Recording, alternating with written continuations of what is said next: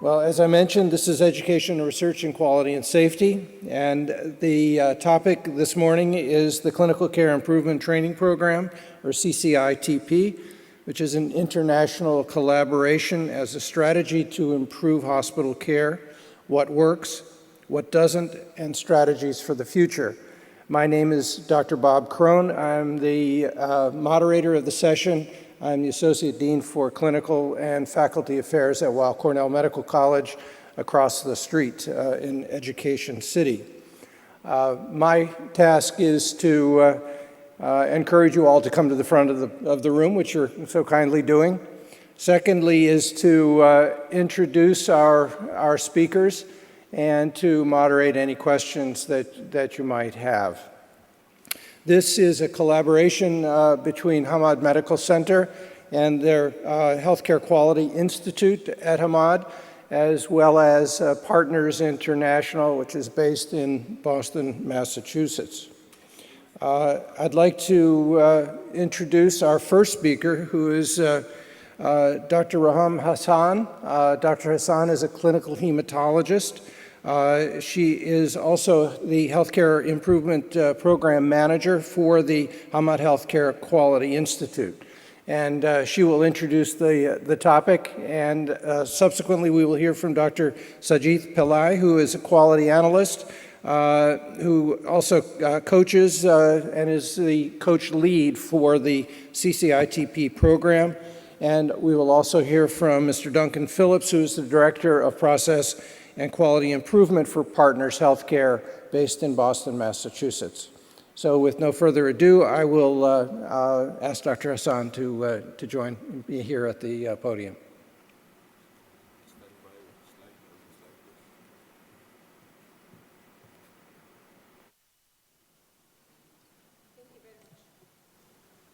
Thank you, Dr. Robert. That was a very brilliant introduction to what I would like to say is going to be the magic. What we're here for today is not the education on quality and safety only that we're presenting. We're presenting more of the magic of collaboration. And before we go into this, let me ask the audience here with us, who here has gone into the experience of collaborating with an external consultant or an expert on an XYZ subject or science? Almost everyone. You've all gone through the experience. With this show of hands, can I ask you, how many of you, and please be honest about it, have gone through this collaboration and didn't find it successful as needed?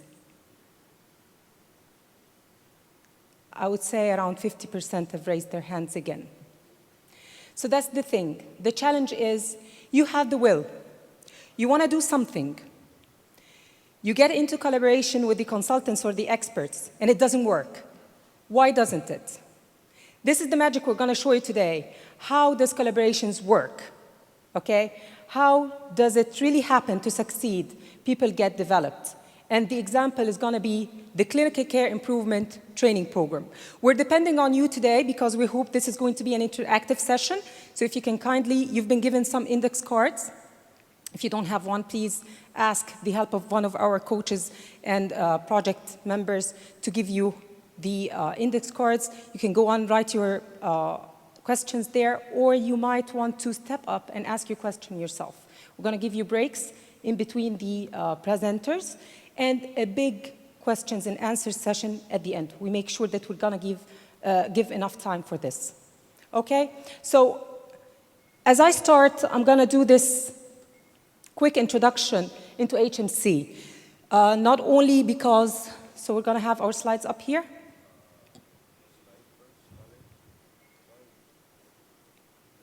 Yeah.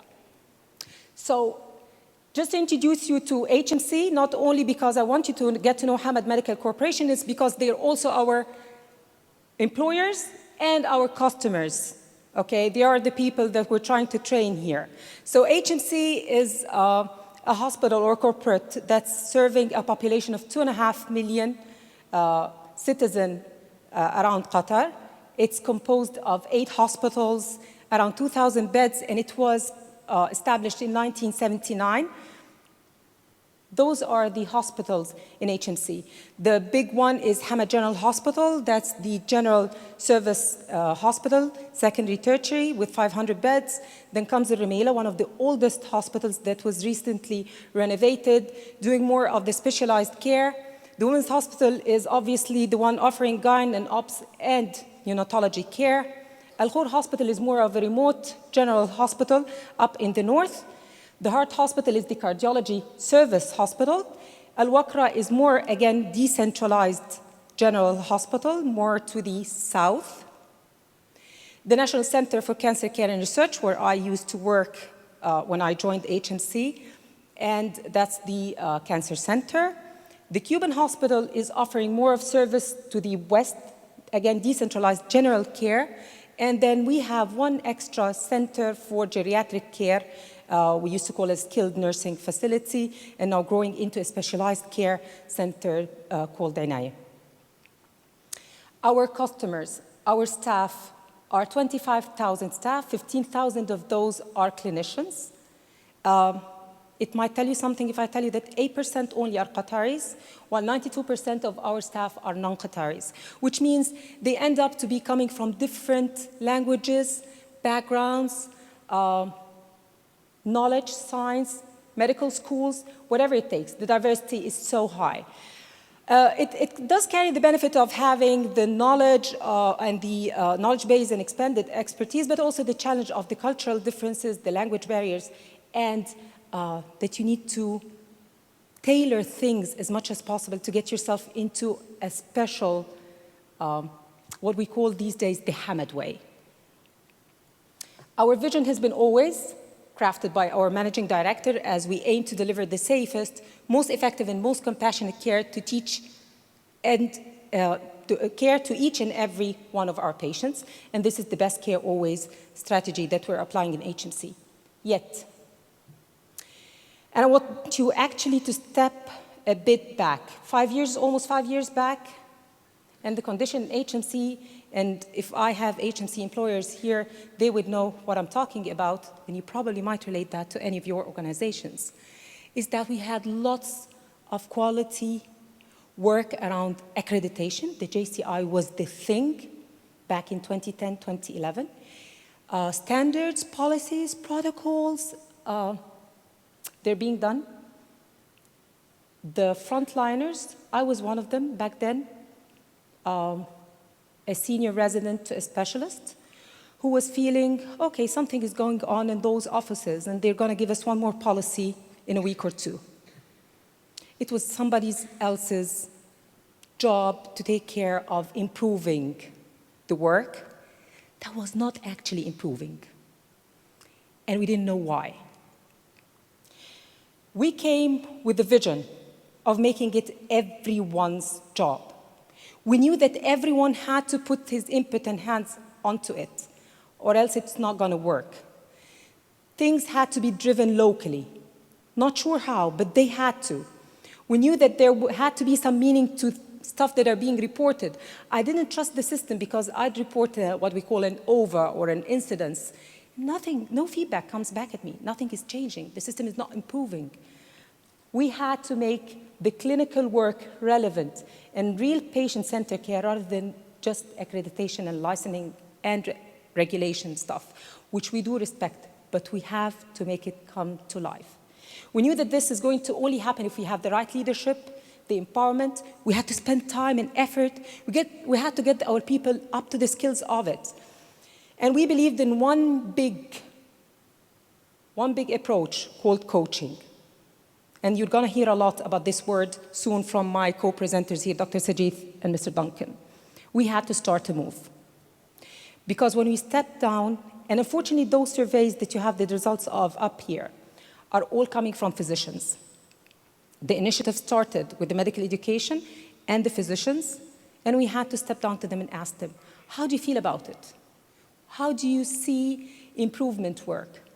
How do you regard yourself with regards to leading improvement? Strange enough, 63% of the physicians thought they are the ones being blamed if anything goes wrong. Yet 83% felt, I want to lead it. I want to do something about it. But unfortunately, only 15% had the right training to do it.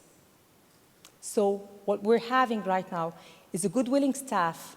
They don't have enough ideas and training in order to execute their wellness.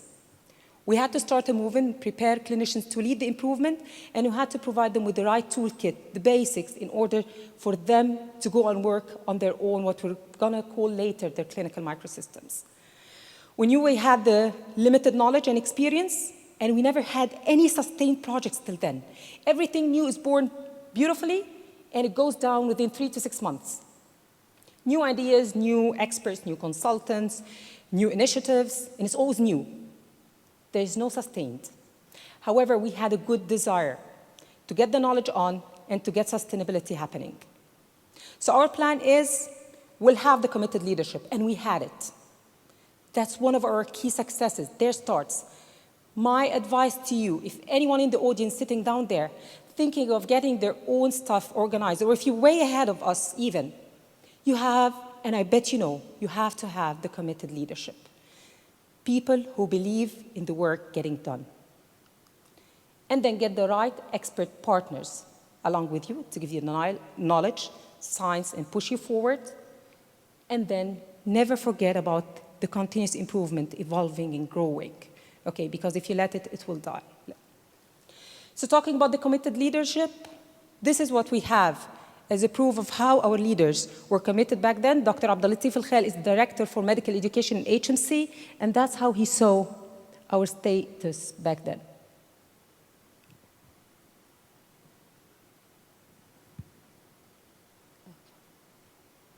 Back in 2010 and 2011, Hamad Medical Corporation decided to take quality improvement and patient safety to integrate it into the system in a more systematic and organized fashion.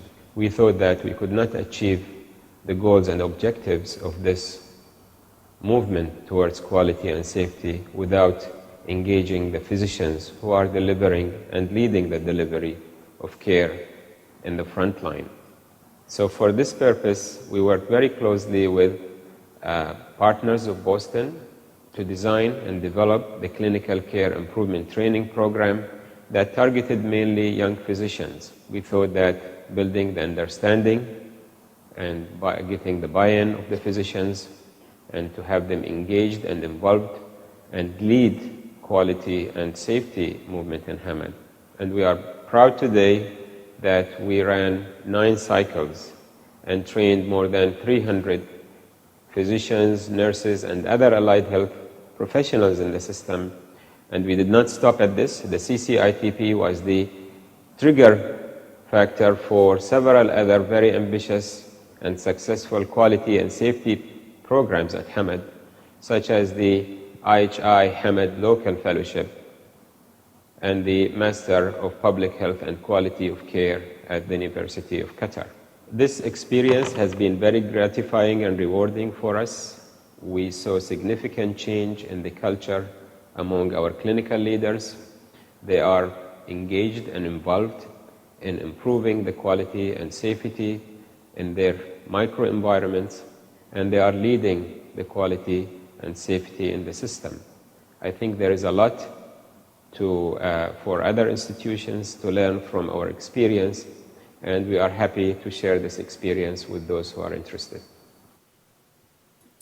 Thank you very much. So that's how our leaders were committed. We had one more leader or two across the organization. I have to mention the name of Dr. Shakil Ahmed, present in the medical administration on those days, who was kind of swimming against the current, if Sajid would agree with me.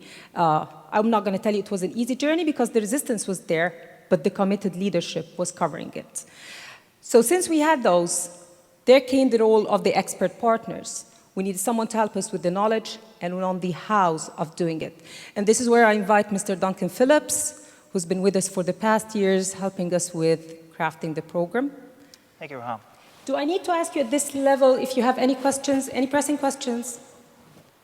Okay, I'll remind you again of your index cards, okay? And you can raise the questions and answers. Duncan, to you. I'm all set. Oh, thank you. Thank you. So I would be considered the expert partner, which is a little bit frightening when you think about what my background is.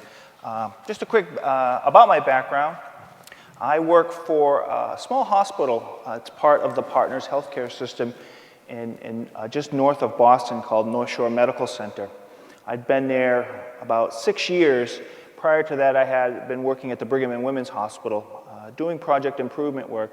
But prior to that, I was working in manufacturing, doing project work. Perhaps some of you are familiar with Six Sigma, Lean Six Sigma. So the jump into healthcare was a big jump for me. You know, coming from a place where, you know, everything sort of stayed on its track.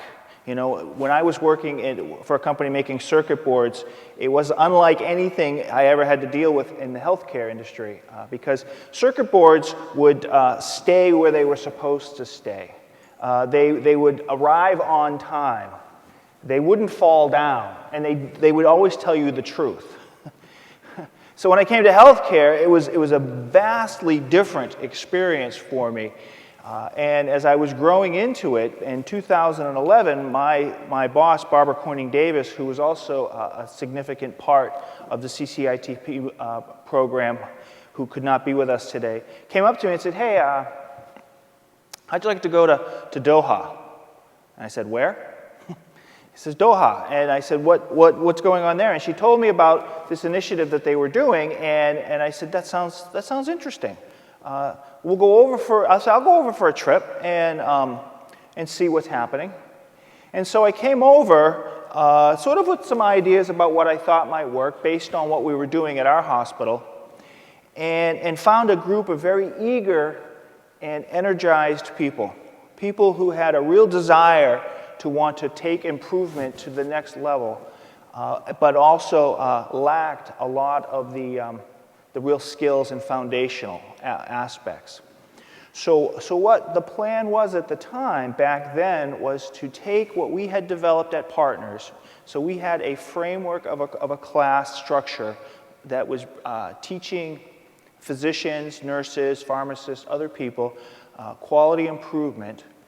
So we took that framework and we said, we'll start off with this here at HMC. And then through the process, we transitioned where it became less about Partners and more about HMC. And my role and the roles of the people in Partners was to first educate and teach, and then we backed away and started coaching and mentoring, such that they were then allowed to take the program and really make it their own and own it moving forward. So what I'm going to do is talk a little bit about what the framework was, what the intentions were, and then I'll turn it over to my colleague Sajith, who is going to talk about the evolution piece. Just a quick note, Partners, who are we? Partners is comprised of a group of hospitals in Massachusetts. We are the affiliated hospitals with the Harvard Medical Center. The Brigham and Women's Hospital and the Massachusetts General Hospital are our founding partners. Okay, so many times when I talk about Partners, people might say, I don't know this Partners, who's Partners? Sometimes the names can be confusing, but we talk about Harvard, the Mass General, Brigham and Women's, and definitely people are aware of that. So let me ask you, where would you say your journey and process improvement currently is? Are you sort of out of control? Is your organization, are you over budget? You have inconsistent outcomes, frustrated staff, high turnovers? Or maybe you're in a place where you're gaining control. You know, you have some movement towards a budget. You've got some standards you're identifying. You've got some patients you're engaging. And you're getting closer to the mark. Okay? Or maybe you're getting to an area of increased effectiveness. You're starting to see you're coming within your budget. You've got standards in place for your work. Your staff is starting to get engaged, and patients are really become involved in the process. And lastly, you're in an area of continuous improvement. You're definitely within your budget range. You're setting up standards. You're a talent magnet. Your organization is drawing in people. And lastly, you become a leading provider. Where would you say, how many people feel right now their organizations are out of control? You're not quite there. You're not even close to being there. Okay. How about gaining control? You're starting to get some motion. Okay. What about increasing effectiveness?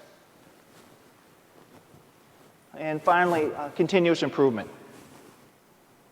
Okay, good. I mean, we're all in that various stage, and I think it's important for us to recognize where we are in that stage.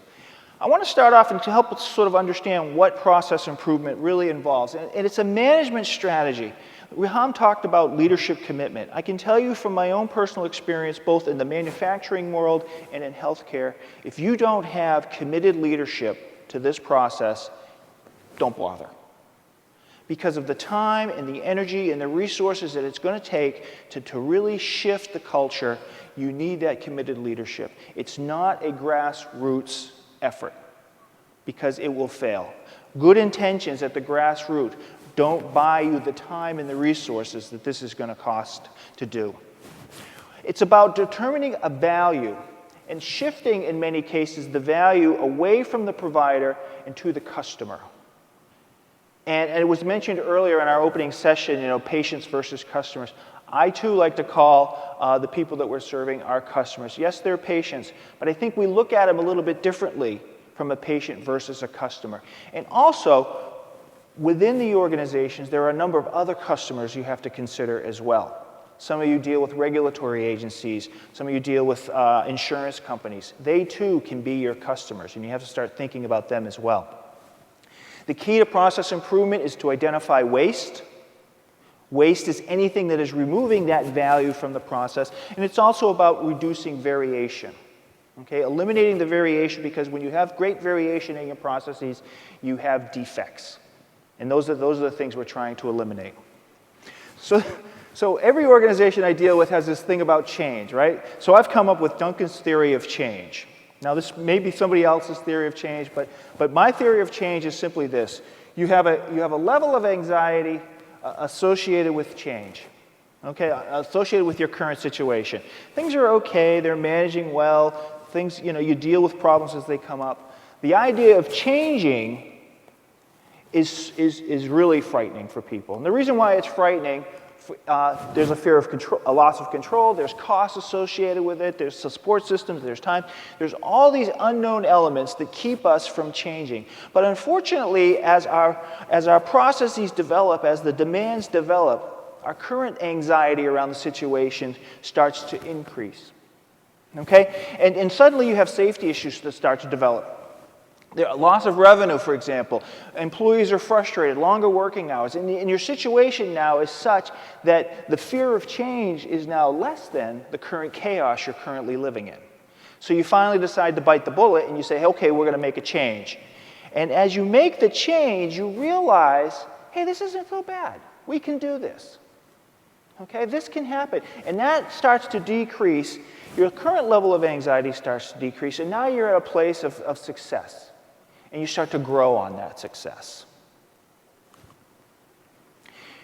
Managing change, what I like to say, is about these elements that are above me here. So when you have strategies, incentives, skills, resources, and an action plan, when those things line up, you have change. Okay? If you don't have a strategy, there's going to be confusion. If you don't have incentives, whether they're financial or personal or whatever they are, there's gradual change. If you don't have the skill sets, you don't train people properly, okay, there's going to be anxiety. If you don't provide the proper resources, material or whatnot, there's frustration. And then if you don't have an action plan, something that's firmly in place to direct you, you have false starts. Okay? So really what process improvement is all about is how do we manage this change process that there's meaningful change and sustainable change. And that's really important to understand. So the framework that we developed at Partners that we came over here with, first it focused on project selection. And the key to project selection, particularly in the early stage, is keep it small. Okay? You want to build on the successes, on the shoulders of your successes. Okay? So you keep them small. Keep your timetable for completion limited to 90 days. And I'm a firm believer in that deadline. Nothing like a good deadline to make people accountable. It helps. Okay? Keep everything small and manageable. Focus on the immediate problems. In the process improvement world, sometimes we say, focus on what are the rocks in your shoes, is what people will say. What are the things that are bothering you the most? What's bothering your staff the most? Okay? The focus here right now is not try to boil the ocean. The focus here is about building consensus, getting people excited, empowering people such that change can actually occur and then be sustained. The challenges, of course, to this, or the ever-ending challenges we all face in healthcare and any other place is time. There's only 24 hours in the day, and we're already overtasked. You know, people will often see process improvement as this extra thing. We have to get people away from that and realize the work that we're doing in process improvement is, in fact, the work that they should be doing. Okay? Technical knowledge, hard skills and soft skills, we'll talk about that. The lack of sponsor engagement. Okay, those are challenges too. And then finally, sustainability.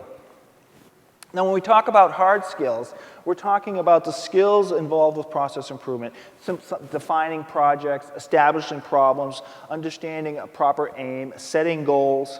Okay, these are the skills that we partners, when we came here, we set about training people, understanding how to write a good problem statement, how to set a good aim statement. Okay?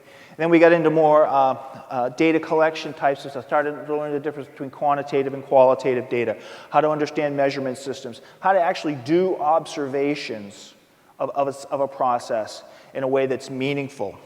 And then finally, the data analysis, charts, graphs, things like this.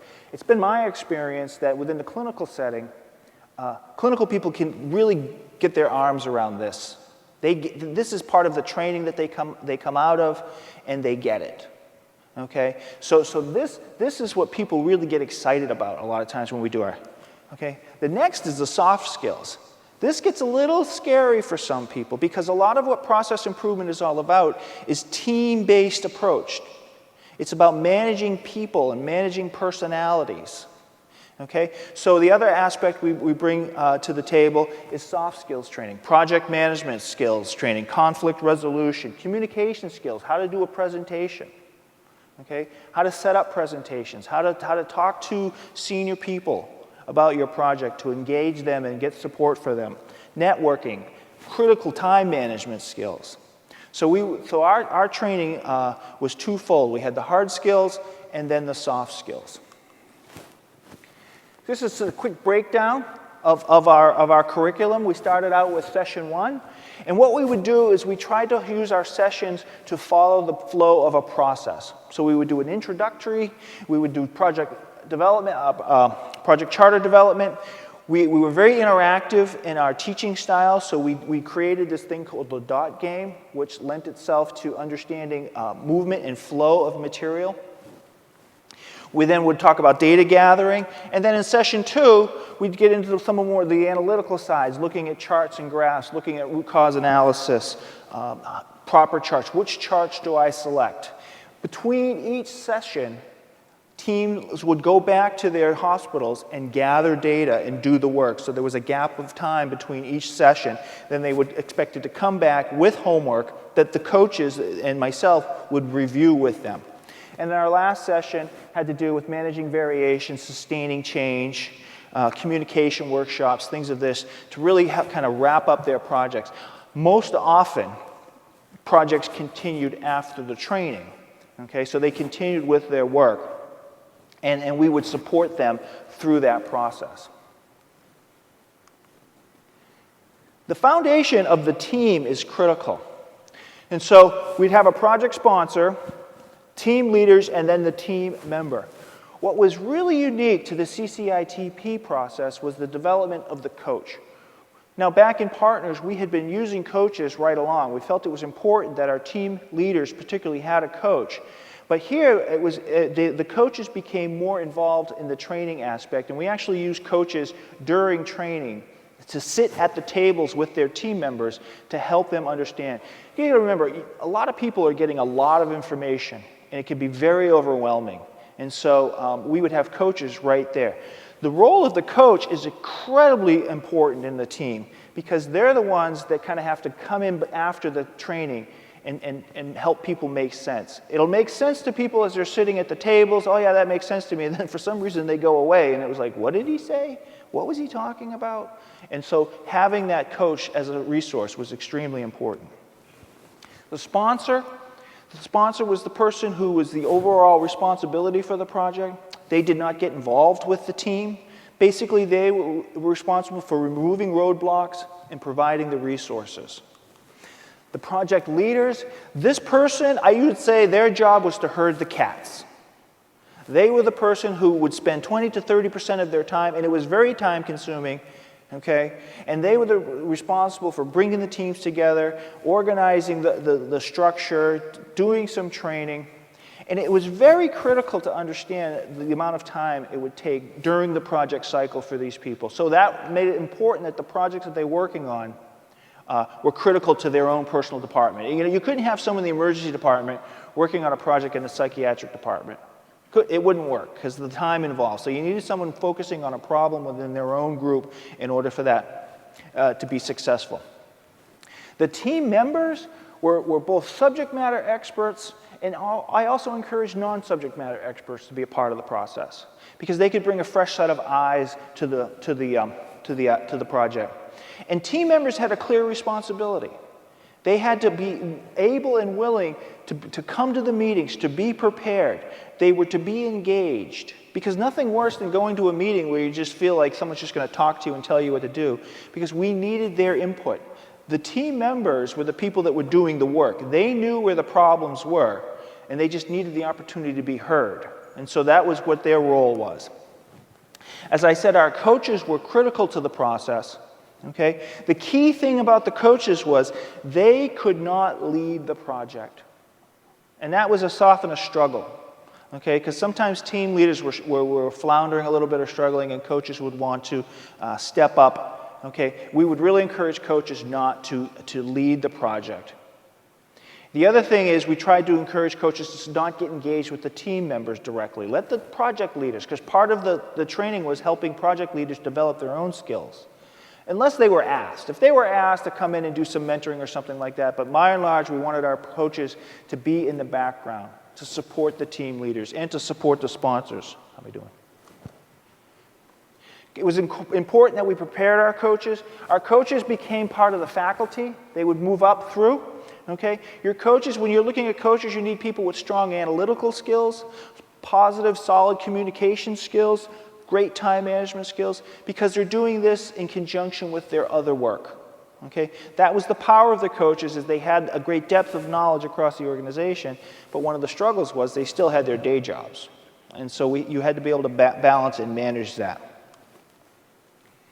Our faculty, it was a real interesting development. As I said, we initially came in as partners with our framework, and then over the period of months, we would transition into giving HMC the ability to do it themselves. So the faculty initially was people from partners. Myself, my colleague Barbara, we brought other people over from our hospitals who were doing process improvement work, and we did the initial training. And then from within the courses, we would identify and develop people who began to show a passion for process improvement. Both Riham and Sajith were in our first and second cycles, and they developed a passion, and we quickly identified them as people that could take this to the next level. And so they became more involved, and we became less involved. And then lastly, it was a whole transformation where now they are totally responsible for the improvement, the development work, and so forth. And myself and other people, we step back. We still stay in connection, and we'll have conversations via Skype and email. But largely now at this phase, it's really owned here by HMC. I want to take a brief moment and just show you a video from our coaches to tell you what being involved with the CCITP as a coach has been, to give you a better insight of how this is working.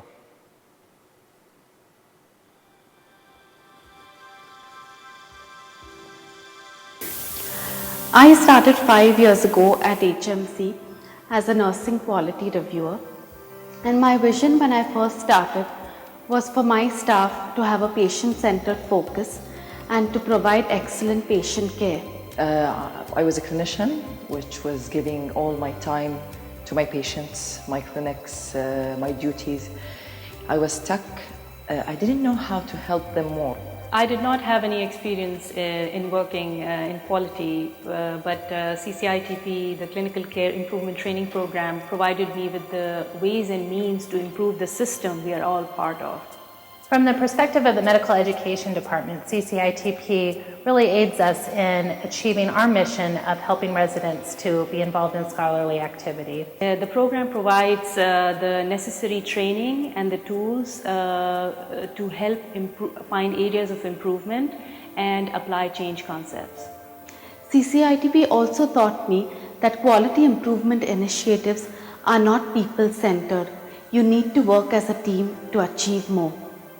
And not only does CCITP help them in their improvement science skills, but it also has given them a lot of important skills in leadership and conflict management, giving presentations and conducting meetings. And surely these skills will help them as they go forward in their careers. I discovered myself.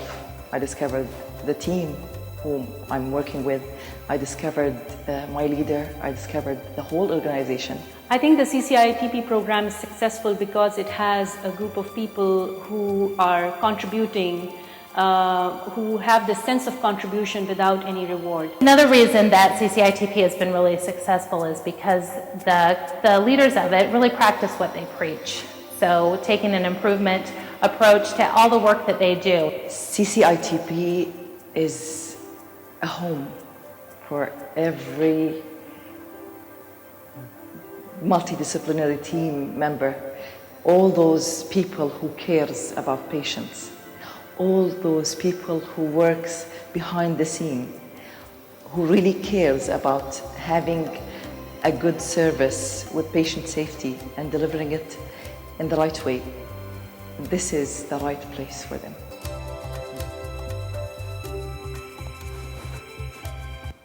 You know, Dr. Noof says it best. It became more than just a program or initiative. CCITP in its early stages focused primarily with the physicians, but then over time we were able to include other disciplines. And what I found as people were coming together, it was really an opportunity to empower staff to make meaningful change in the way we were serving our patients. And for me, before I turn it over to my colleague, and we talk about the evolution part, on a professional level, I couldn't have been more proud. You know, I knew coming into this opportunity, it was really about putting myself out of a job, right? It was about giving people here the skills and helping them to understand to do the work that they really were so passionate about doing. And they did such an amazing job, and they continue to do this amazing job. From a personal side, is a little bit of my heart, quite frankly, that's sad, because we're done this component, and I've made some unbelievable friends and colleagues, and there's a part of me that is going to miss that piece. I know that we'll still manage to keep in touch in some ways, and I've learned so much from these people. And they've really become part of myself and my family in some aspects. So it has been a tremendous, tremendous opportunity. With that, though, I'm going to turn it over to my esteemed colleague, Dr. Sajith, who's going to walk you through the evolution and the growth of CCITP. Thank you, Duncan. And so you've actually heard some of our coaches in that video talk about how CCITP became more than a program. It became a home. It became a place where they could express themselves, enhance themselves. So how did that really happen, right? So that is the evolution piece. We're just friends here. I'm just going to fix you. Oh, thank you. That's what we do, right? That's what we do. That's what we do. All right. So, you know, when CCITP started, back in 2011 when it started, quality was new. So you've already heard Reham say that, you know, quality was tightly related to accreditation, and quality was a new term in Hamad. And how did we change? We faced a lot of challenges. Our coaches, our faculty did not have enough protected time. Our participants did not have enough time to run their projects and make sure they accomplish those improvement results in their systems. And some of our projects are actually flagged out because of lack of support from sponsors, from people in their microsystems, etc. And Duncan spoke about one unique feature in CCITP, which is the in-class facilitation. And I'm going to talk a little bit more about that later on, but we had inconsistencies in that. And one of our major concerns was how do we continue to sustain the improvements or the gains that we have developed through the portfolio of projects that we have done in CCITP. So, as we were growing, there were 3 questions that were front and center of our mind. How do we make sure that we fit into the overall strategy and vision of HMC as it related to quality? How do we continue to not stay stuck and grow and evolve and stay very nimble so that we are constantly learning? And the third thing is we wanted to keep our ears to the ground to really understand what our participants are telling us, what our stakeholders are telling us, what are their needs in terms of quality training. So these 3 questions, till date, these 3 questions are what guide us to help us to evolve and grow CCITP. So I'm going to talk about each of the pieces in the training program. The first essential piece is the strategic alignment. So when we started off, CCITP was all about the PDSA model and a little bit of Lean and Six Sigma.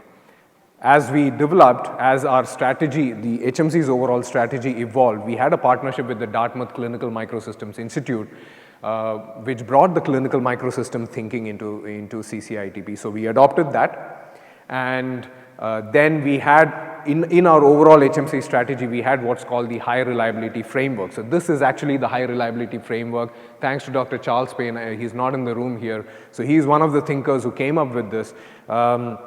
About the 10 essential functions that you need to have in place if you want to have a high reliability system. And if you have to get all these pieces right, you need to address all of these pieces if you want to have a good quality system. And of course, this is the Dartmouth Microsystem Improvement Ramp, which tells you how do you bring quality at your actual front lines of care. So we adopted that. We always we always joke around that we happily steal from any place that we can steal from, and we adopt it and we make it our own. So, and we're proud of that, I would say. The second important piece is our participants. So when CCITP started, it was all about physicians. Physicians were our participants. And it was not easy to, here as in any other place in the world, there are tight silos between physicians and other clinicians. And so we started off as a physician-only program, but CCITP was able to successfully break ground and sort of breach that silo and bring other people like nurses and pharmacists and therapists, all of them on the table to attend the program together, to look at their problems and their microsystem collectively, and then go back and work on those problems. And Duncan already spoke about how project selection used to happen initially. So it was all about gaining your quality training and then choosing a small manageable project that you could complete in a 90 to 100 day period. And with the coming of the clinical microsystem thinking and the high reliability framework, we realized that if we are to really improve and have an effective system, we need to tackle the big elephants, the big problems in our system and also in our departments. So we encourage our teams to start thinking about what are their major challenges and how do they solve those. So the project selection changed in that angle, and it was not easy.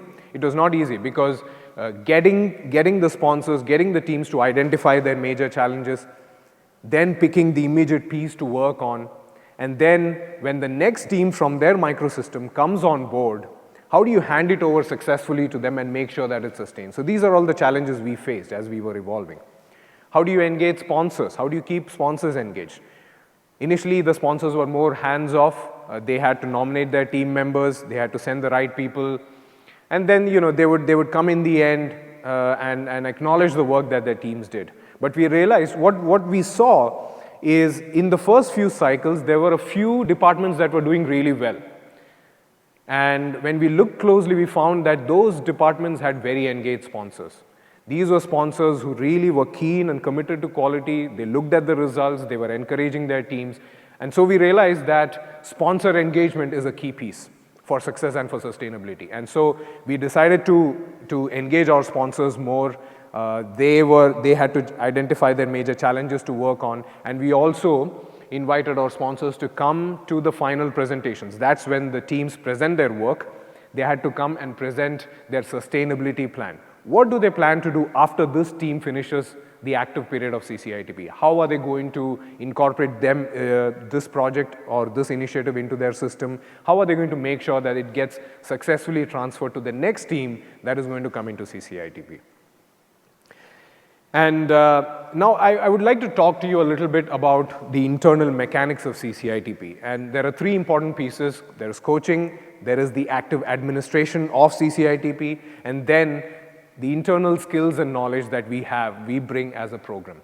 So coaching has also undergone a change. Initially partners were the faculty and the coaches, and we had a few experts within HMC who would take on the coaching function.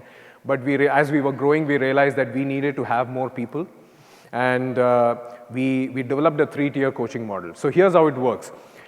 Every team has a frontline coach who will be working with them very closely. Then there is a second-line coach who's there to help the frontline coach and just step in whenever required. And then you have a mentor coach who actually belongs to the admin or the faculty group who's there to troubleshoot any major issues, any stakeholder issues, sponsor issues, that sort of thing. We have weekly coaches meetings. We evaluate our coaches at the end of each training cycle, so participants can actually rate and evaluate their coaches. And we use that feedback to help our coaches to improve and develop themselves. And I have to tell you that WhatsApp is a major stakeholder in our program. And we cannot thank WhatsApp enough. This is free promotion for WhatsApp here, but we've found that our teams are using WhatsApp very, very effectively. So there are groups, and they're constantly communicating with each other. We have a WhatsApp coaches group, and right yesterday and today, we've been talking about this very presentation, and coaches have been exchanging messages with each other. And I mean, if you have a training program, I would say leverage technology. That's one takeaway from that. We've also sort of changed our faculty structure as we had more and more people come into the program. We realized that we need to have a structured, functional faculty group. So we have an overall program manager, which is Reham, and she's responsible for the overall leadership for the day-to-day functioning of CCITP. I take care of the coaching function. We have a senior consultant from pediatric neurology. He takes over the content development function. We have another consultant who takes over the communication aspect to communicate with the stakeholders. This structure actually allows us to function very effectively, communicate with each other well, and make sure that the program runs smoothly.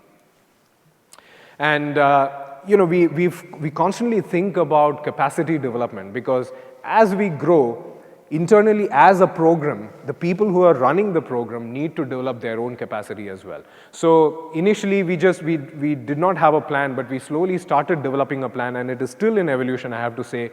We now encourage our coaches to get certified, attend courses.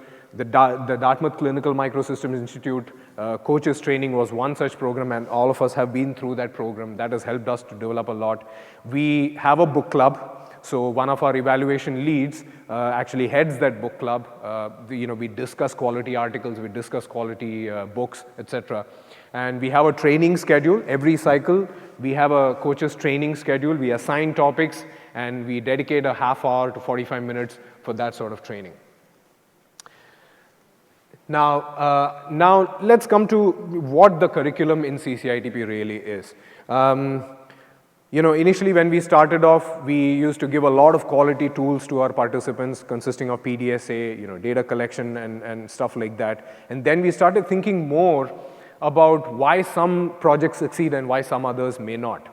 And one of the reasons is the effective use of soft skills by the coaches, by the teams, by the team leader, everybody. And so we realized the increasing importance of introducing soft skills. And so now, and you can see we have leadership development there as one of the pieces. It's because it's the first function in the high reliability framework. And so now we have dedicated sessions for these soft skills as well. We used to cover the basic QI methodology to begin with. We still have that, but now we actually question ourselves about how each of these different tools and mechanics actually fit into the overall high reliability framework that we have. And also, we want to introduce the clinical microsystems thinking to the terms. So our training now, our QI training is very much tailored to feeding into the overall strategy of our organization. And the last one, we used to give an entire array of tools to our participants. They could take it and then they could choose the most appropriate ones for their project. That is how we used to function. And then we said, let's do something. Let's just tailor it down. Let's just trim it down a bit.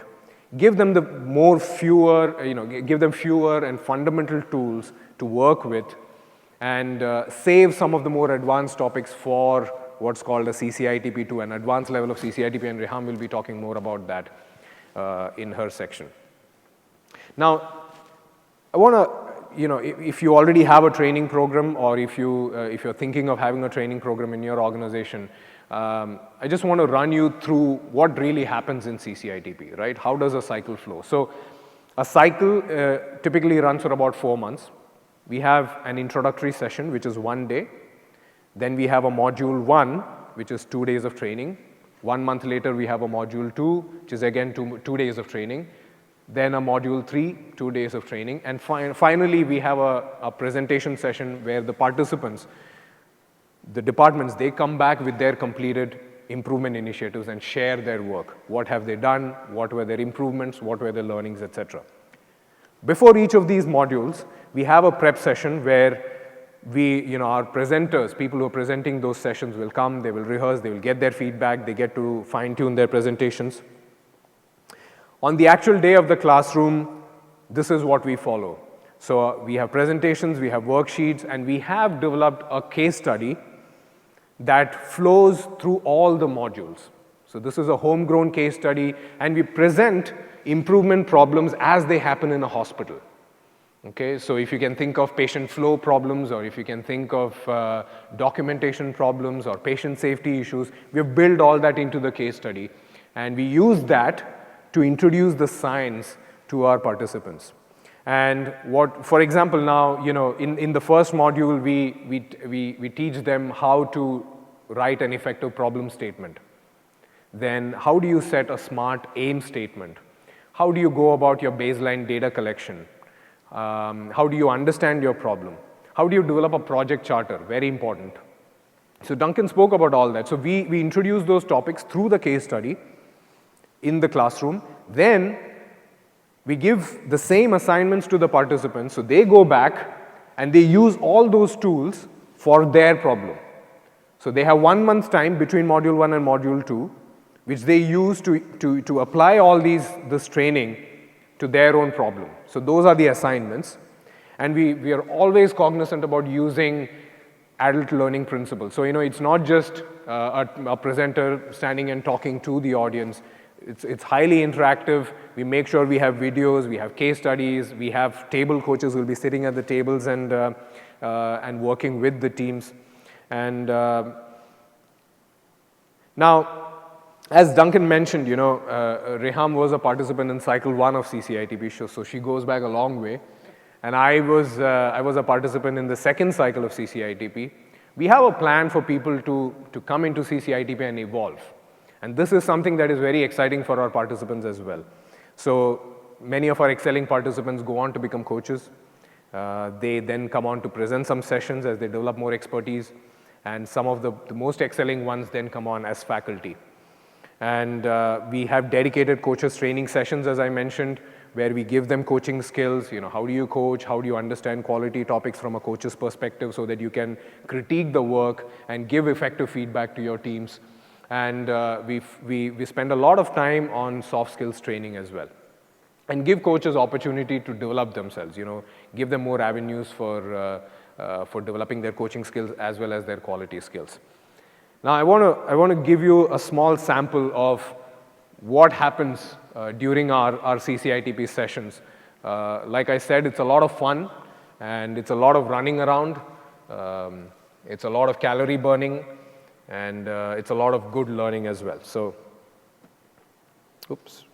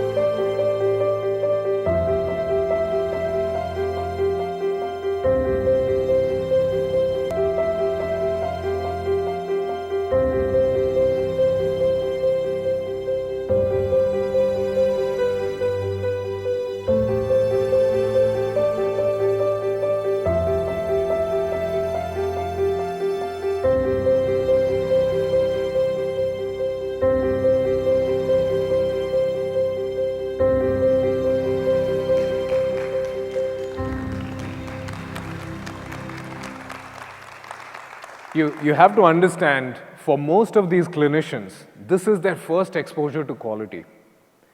This is the first time when they walk into the first module or the introduction, they have no clue what they're going to be exposed to, right? But we have had participants come back and tell us that some of the tools that they've learned in CCITP were applicable to their daily work outside of quality as well. That is the beauty of it. And you know, if you ask us what makes CCITP successful or what makes our cycles, our training sessions successful, I would say getting a bunch of committed and willing people into the program, having a dedicated program structure, and keeping all your stakeholders engaged and involved. You know, that makes all the difference. That makes, and committed, we've talked about committed leadership. This is really what makes CCITP unique. And I would say, you know, through all the work, just by bringing all these pieces together, what we've been able to do with the help of partners and later on evolving is that we've crafted a unique culture in CCITP. You know, people who come into CCITP feel a certain vibe about the training program, about being involved. It's the fun. You saw all that. You saw those, you know, serious, uptight clinicians actually, you know, play with blocks, you know, Lego blocks, and they you know, that's the fun we have in CCITP, and we use that to improve learning. So now I would like to invite Dr. Eham back to talk to you about what we have achieved in these four years. There you go.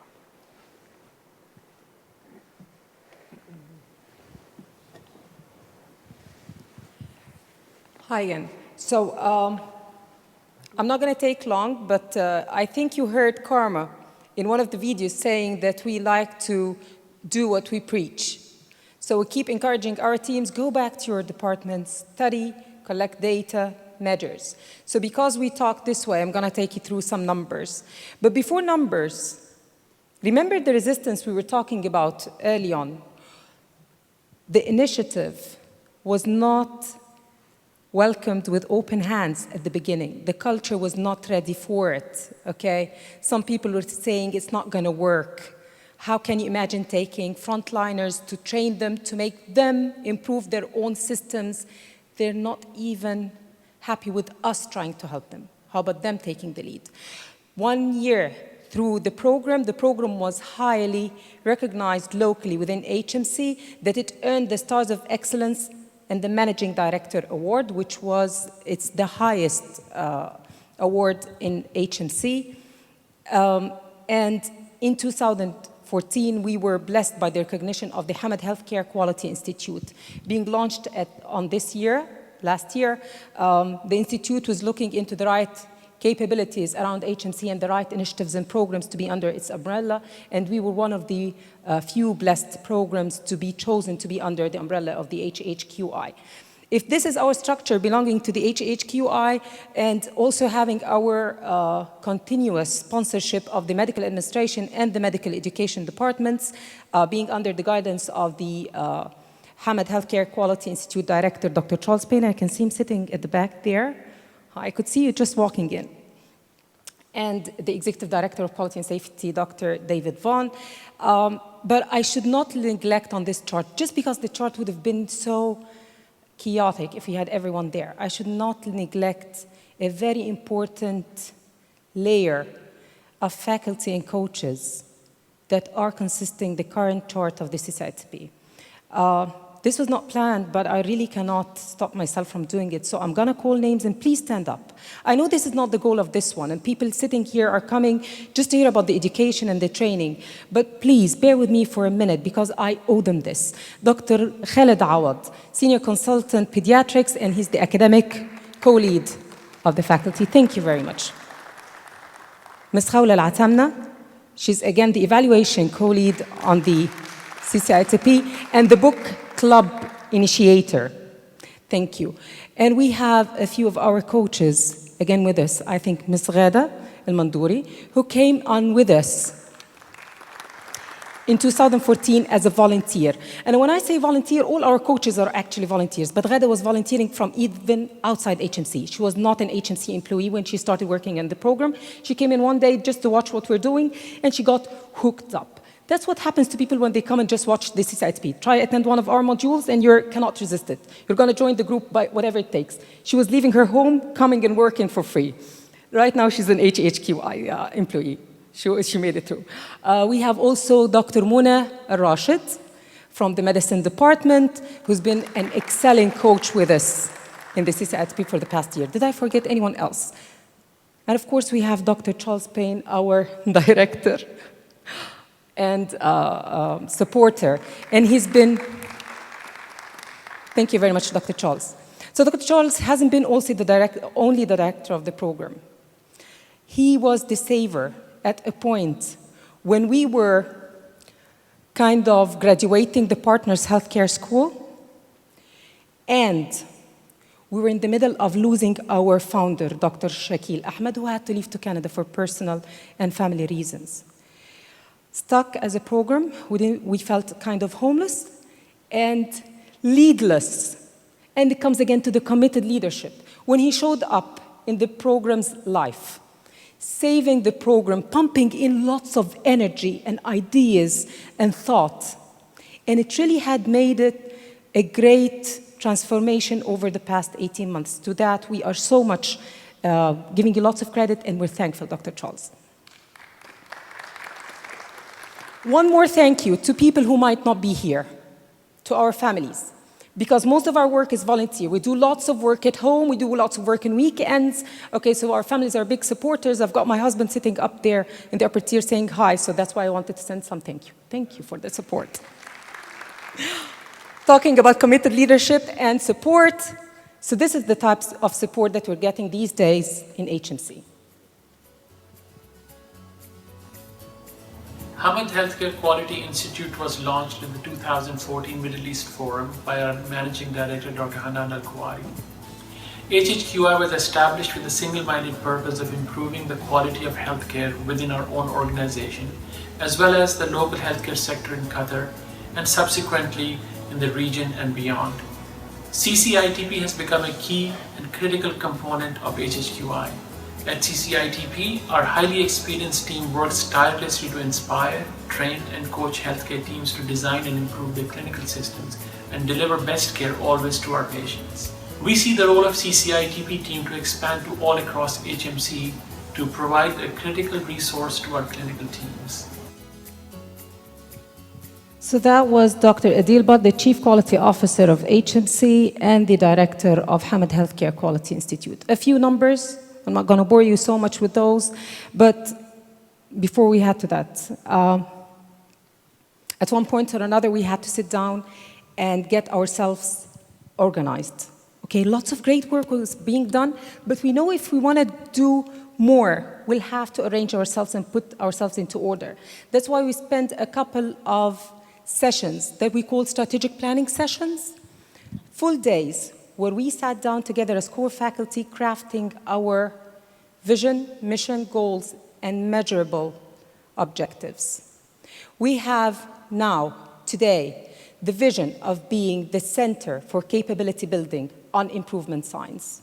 We know that our mission is to inspire, train, and coach healthcare teams to design and improve their clinical systems and deliver best care always to our patients.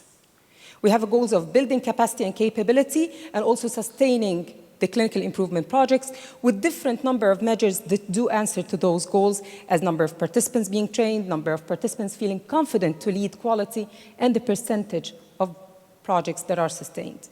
Those numbers, this is one graph that I find a bit complicated, but the simplicity of it is that you can see that the number of people who are coming in as external support is fading with the time as the number of faculty growing in and the number of coaches are growing. So the green spiking curve there is the coaches curve, and we keep mounting in the number of our coaches. If you can see a number of 25 for the HMC coaches here, that's the current number of coaches who are working with us for this cycle. Yet some coaches come in and out, and we keep saying that they are kind of a reservoir for the CCITP. We've got a number of 45 coaches that got trained all through the program. For the number of participants, I'll tell you a secret. The first couple of cycles, we were kind of, so use steal. Now I'm going to use the verb beg. Those are two ugly verbs. We were begging for participants, going from door to door, from department to department, asking them, just give us someone to train. It was so hard, and people were coming voluntold. They were sitting there. The first 2 modules were so hard, and we had to play all the tricks just to inspire their will. You should see those same participants by the end of 4 or 5 months as they graduate. They're standing there, presenting their projects with great proud commitment to take it over and sustain it and grow into something bigger. And at least 70% of them will come up to us asking to be coaches. I want to do more. Now I want to help my department. I want to coach them into more projects. So nowadays, the demand is huge. We try to control our cycles as much as possible. As you can see, cycles 6, 7, and 8, we've been getting huge demand. Controlling them below the number of 50 is very hard. Our current cycle 9 has hit the 50 already. And it's very hard because we keep getting those calls from every sponsor, take in this or that, and we're so happy with that. We wish we had the capacity to take in more. And because also we have asked different disciplines to join the program, that's also adding to the demand. For one of our KPIs about the feeling of confidence to lead quality before and after, so the blue curve is nothing but their confidence level with leading quality initially as they start the program, which is pretty low. And in every cycle, they are achieving something of at least a 33% increase in this leadership confidence, up to even some cycles, they have an increase of 79% in their confidence with leading quality. As you can see, some cycles vary according to the seniority of the staff. So the staff who are senior are are more conservative with their expectations, while the multidisciplinary cycles at the end had low confidence at the beginning. So different disciplines other than physicians, they might feel a bit less confident to lead, but then the increment in their confidence is beautiful at the end of every cycle. Sustainability has been a challenge. For the first cycles, we're having something around 42% of sustaining our projects. And by sustainability, we mean that maintaining a plan and performance of the initiative for 6 months or more after the conclusion of the CCITP cycle. Outcomes and measures might change a bit because, of course, they have to improve their aims and make them higher, or they might lag for a while, but then they pick up on the initiative. So that's the definition of sustainability, and for that, we were giving around 42% of our projects being sustained. It was good, meeting and even exceeding the international benchmarks, but not good enough for us. We're always thinking higher. We need to do better. So by involving the sponsors that Sajid was referring to earlier and targeting the system redesign when we were taking now, it's not isolated, low-hanging fruit projects, but rather a continuity of improving one clinical microsystem working around the different functions of the best care always framework, we were getting a better percentage of sustainability, not only of the new cycles, but even some of the initiatives of the earlier cycles we're starting now to pick up and start again to work around completing the aims that they did not achieve initially. So we raised the sustainability from 42% to 52%, and the last cycles have a sustainability on their own of 82% of our projects. This is an example, highlight of some of the outcome achievements. Let's not forget, as much as we're only an education training program, we're all here about patients and patient care and service. So our ultimate goal is to make the patient journey into the hospital a good, safe, high-quality journey. So those are some examples of them, and you can see some of the posters that we've laid down there. Please take your time after we finish to have a look on those.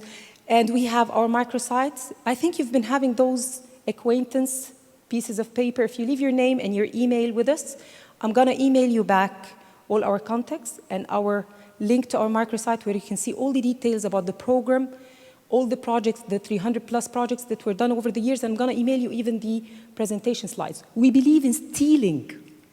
So you're most welcome. You don't have to. We're going to give you the slides and all the content and knowledge that you need to know about the program. We're happy to do this.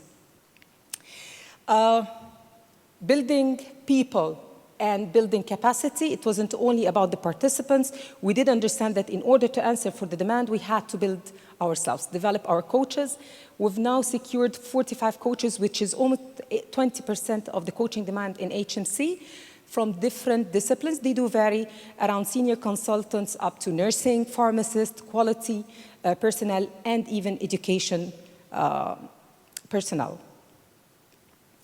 This is what Duncan calls the Christmas tree. The CCITP Christmas tree is saying simply, we're not 7, 8, or 10 faculty members. We're not 45 coaches only.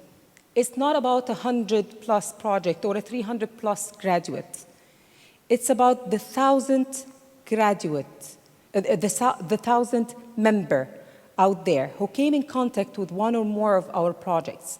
The knowledge has reached them without them coming to our classrooms.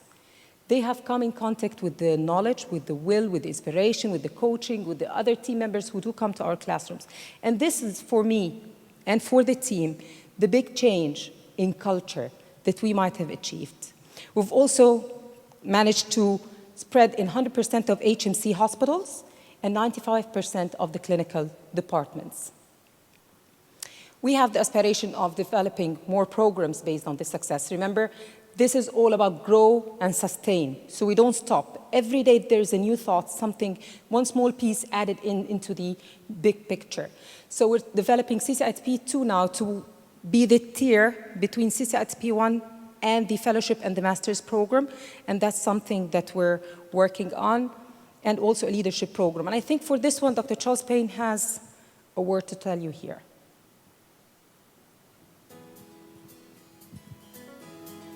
CCITP program is a key program within HMC that has been a large number of doctors, nurses, allied health staff trained. It's been through an evolution. It's something which is completely now homegrown and delivered through our own faculty. It provides a very important foundation program for clinicians to understand the improvement sciences and have the skills to implement projects for improvement. We are constantly evolving it, developing it, and adapting it to the needs of the organisation.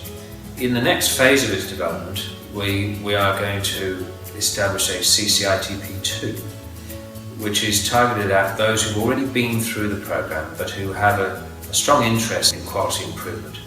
And beyond that, we also recognise the need for a programme for clinical leaders. People at the front lines of care who are leading clinical units need to develop their leadership skills and management skills. CCITP has always done that to some degree in its foundation program, but we know that we need to go beyond that. We no doubt will evolve CCITP further, but it is an incredibly important program for us. It is over the years building our capability, and we're seeing the fruits of that and have seen that with a number of projects that have been successful, and we've had a very high sustainability rate for those. Thank you very much, Dr. Charles. So a plan of CCITP 2 and a CCITP for leaders, because we believe that those middle management leaders are our goal to a better success and a higher sustainability. Just in summary, this is our recipe. Committed leadership, expert partners, and never stop growing and sustaining. Focus on developing the people. That's probably one of the key successes of the CCITP. We focus on ourselves, developing ourselves and developing the people around us. We're totally committed to learning and building a culture. We think, or that's at least Partners Healthcare, we're having the global thoughts that were beautifully tailored to act locally. We do take some risks, yes, but we definitely have lots of fun. Thank you very much for your attendance with us today. This is our contacts, okay? And again, if you leave us your contacts, we'll be contacting you by email, and hopefully we can share with you what we have and learn from you, because I bet you've got similar or maybe even better experience at your organizations. I guess at this moment we can open the time for some questions and answers. Great. Thank you, Dr. Raham. Any questions or comments from the audience? Yes, please. If you could also identify yourself.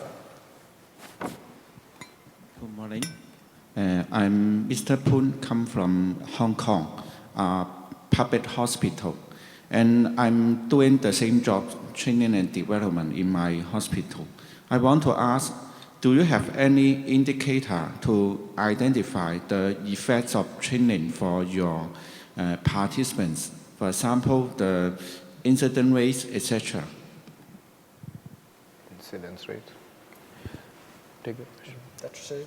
Yeah. That's actually a brilliant question, and it's an aching thing currently because our directors are asking for more of outcome measures. We've been more concerned about studying our own training experience, studying the number of projects we're doing.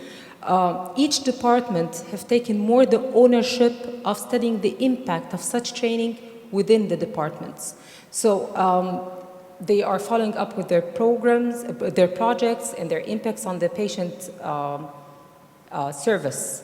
But if we have something centrally that we're trying to link directly to our education and training, I cannot think of that. Although, because it has been strategically a demand, for this current cycle of CCITP that's been going on starting September 2015, it's supposed to be finishing in January 2016, it's called the sepsis cycle. That's a new approach that we're doing in the CCITP, where we're focusing on one single line of service, hoping that those patients are going to get ultimate benefit if we, as 14, 15 teams, just give all our efforts for those 5-6 months for those population, and we're going to have more concentrated measures around probably sepsis by January. This is our way of focusing our efforts to get some KPIs around one single population of service. Does this answer your question? Yes, good. And another question. And I see you said that in Doha, most of the health worker in the hospital come from other countries. And when you provide training, is it any difficulties you encountered because their background are so different, right? So let me see if I can handle this. Initially it was a big challenge for me to provide training to people from other cultures. But one of the things that I found and learned very quickly was different cultures, same problems. Yeah. And though there were some cultural differences that I had to be aware of, particularly from a East-West type of situation, I soon recognized that the engagement and the desire to want to learn was there.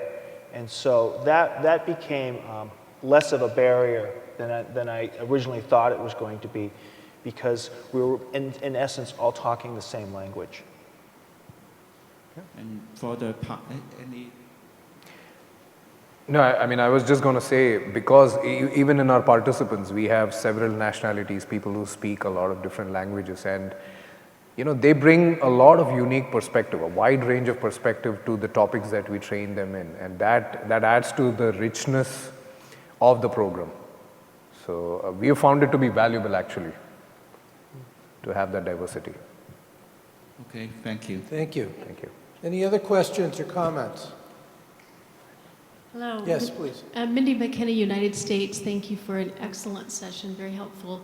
My question is, on Sunday I heard Dr. Samir Abu-Saad talk about the continuing professional development and accreditation, the education that's underway in your country. And I'm wondering how a program like this relates to those initiatives. Are they separate or connected? Anyone like to?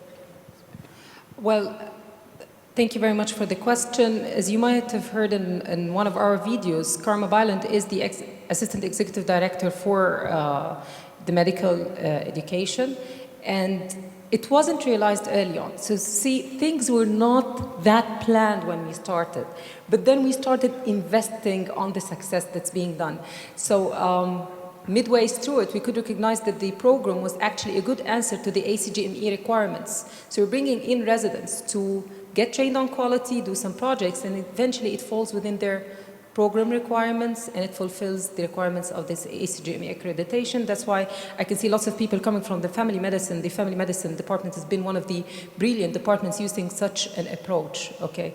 So does this answer to your question, okay? Yes, we do link, we do highly. That's why we're having sponsorship from medical administration, medical education, and the HHQI to make sure that the program does strategically link and answer to the training requirements of different programs. So do you have anything to add to that? No, that's it. In addition to that, there is the possibility of obtaining CPD certification from the Supreme Council of Health, so that your participants actually will get credit towards their continuing professional development. So that might be another opportunity for you to encourage and engage your faculty and staff to participate in these programs. Yeah. Definitely, and actually we were using the past 2 days to network more with the Supreme Council, okay? So we're trying right now to steal partners' place. We want to act as the local partners more of, can we give you some of our humble experience about this work, and then you can go on and fly and do it elsewhere. This is an invitation to every local organization within Doha. I think we owe you that, okay? If you can see that there was anything done here, we're ready to give the push, the first push, and I'm sure you can fly over with your own successes. Yep. Thank you. Any other questions or comments? Yes, we have. Okay, last one. You're between the audience and lunch. Oh, no pressure. I think if you just speak, they're voice activated. I'm wrong.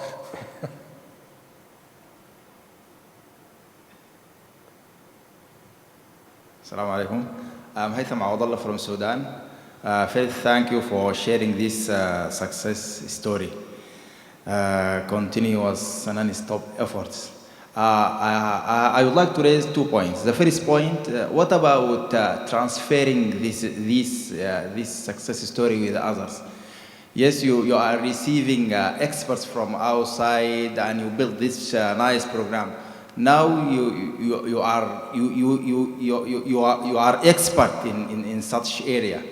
What about thinking of sharing this experience with not only hospitals in the region, but also with academic institutes concerning with healthcare quality? This is the first point. The second point, I'm from Sudan. I'm always concerned about the cost, the resources needed for implementation of such program. And nothing mentioned about the cost of running of such project, for example, annual cost or something like that, needed to run such program. Thank you. So, Dr. Ram? Do you want to start with the first question? Okay. So answering to your first question about taking our expertise outside, we are glad to receive an invitation from you to come to Sudan if possible. But definitely, you know, like we said, you could write to us. We are willing to share any information you need in whatever way we can help. And just to jump in here, certainly Partners International, that is our mission, to work with other government agencies, hospital situations, and so we are primed and ready specifically for that very mission. Yeah. So, but coming to your second question, we deliberately didn't mention anything about the financial part, and I'm very much glad. I'm Egyptian by origin, so I know where you're coming from when you talk about resources and money. And this program was not successful because it's running in Qatar with all the resources available. We're a non-resource intensive project. I do respect very much that we had a contract with Partners Healthcare. Set that aside. For running the program itself, it costs us 1,500 riyals every cycle. Biannually. Okay, if you want the exact numbers. That's for printing the posters that you see there. The work is done by employees of HMC, and there are lots of them volunteering the work, if not the majority. I'm being paid for the job of managing this. I'm the only one being paid for it, practically, including Sajid. Everyone is volunteering his time, okay? It's a non-resource intensive program. Can I add just two thoughts to that? One, we've emphasized a lot on working with willing people, getting committed people who believe in that message early on.